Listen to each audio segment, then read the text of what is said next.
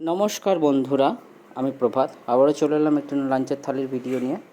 তো মেয়ের আজকে স্কুলের ছুটি পড়েছে, তাই লাস্ট ডেতে মেয়ে আজকে কালার ড্রেস ছিল, তাই কালার ড্রেস পরেছিল। তো স্কুল থেকে আসার পরে একটু নাচানাচি করছিল।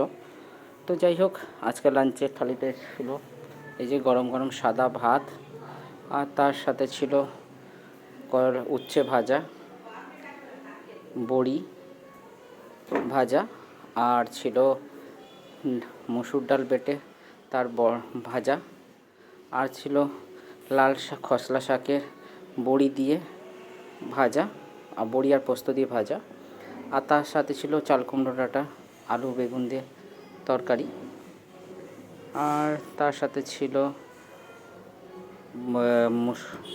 মুসুর ডালের বড়া করে আমচুর দিয়ে টক, আর সর্বশেষে ছিল ডিমের কারি, একটু মাখা মাখা করে করেছিল।